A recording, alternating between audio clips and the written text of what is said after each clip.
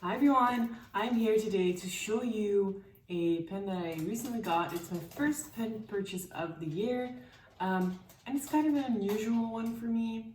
I got this on sale on a whim at La Couronne, which is a Dutch web store that sells pens. They also have a brick and mortar store, but it's about 2 hours away from me, so I don't go there regularly. But they had a sale going on during the New Year's. And I could not help myself. I had to buy something. So what I got is a Parker Sonnet. So the Sonnet comes in very many different finishes and with very many different types of nibs. I got one with an 18 karat gold nib in a monotone nib color. There's also apparently two-tone nibs which are a grade higher than the monotone nibs, but this was the one on sale and I really liked it because, and this box is super fancy. It comes in the Cizelle finish, the cap does. The rest of the body is black, which is not bad. It's a very classic type of pen. And I was just really excited to try a modern Parker. I've always been very into the vintage Parkers. One of my favorite pens is a Parker 75. I have a Parker 65 that is so beautiful and so nice. But I've never really been into the modern ones, and I wanted to try one. I was a little hesitant, but my expectations of it being mediocre did not come true. So I'm going to show you the pen up close and do a writing sample for you, and I'll tell you how it feels to write with it. Let's change the shot.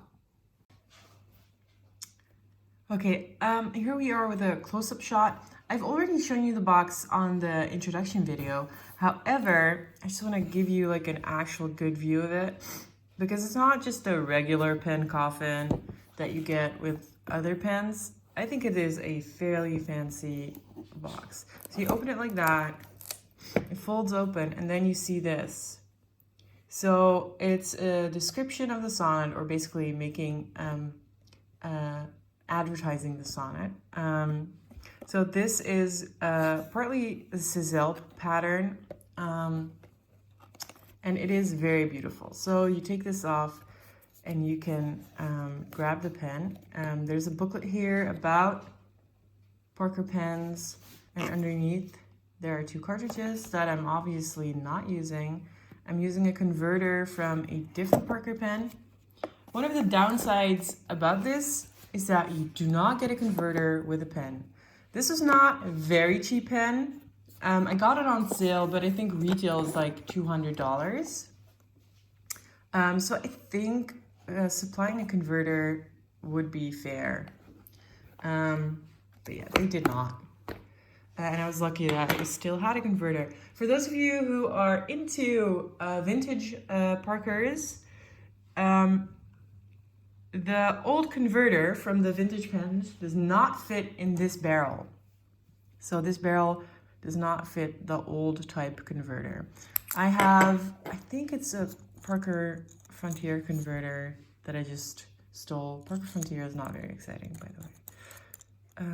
But yeah, let's take a look at this nib. This nib is an 18 karat gold nib. And it is a medium. It is not a very big nib, which you might expect from a pen like this, but I think it fits the sleek design. The body is plastic. This is plastic, the barrel. And then the grip section is made of metal.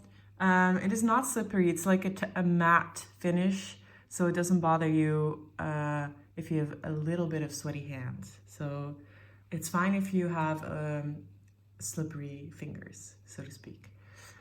There are some markings on the nib. I do not know if you can see them, but they're very traditional Parker markings, not super exciting. If we go to the cap, and you can see the nice Cizelle pattern, the arrow clip, which is very famous for Parker, of course.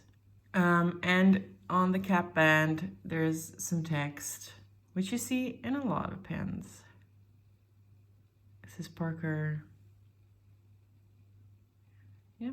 So it is a very classic design and a very classic shape. It reminded me a little bit of the Parker 51, actually, in shape. And that's because Parker really likes to use this classic rounded off barrel in their pens. So you see that in vintage pens and in this modern pen. They don't do it with all their pens, but this Sonnet really harkens back to an old era, which I think is really nice.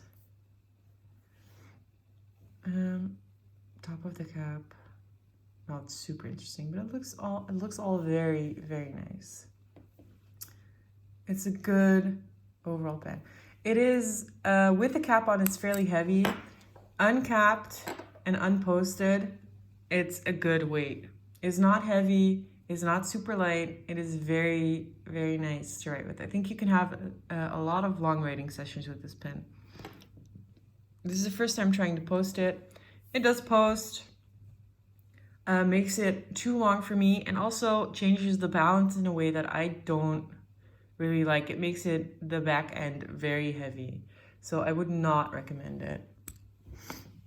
Of course, when you buy a pen, the most important thing is the nib. Is the nib any good? I was worried about this because I was like, well, it's an old brand. Maybe they're just past their prime and they're just going on their old name, coasting on that. Of course, that's a very rude thing, but that's what I was thinking a tiny, tiny bit. But to be fair, this is a lovely writer.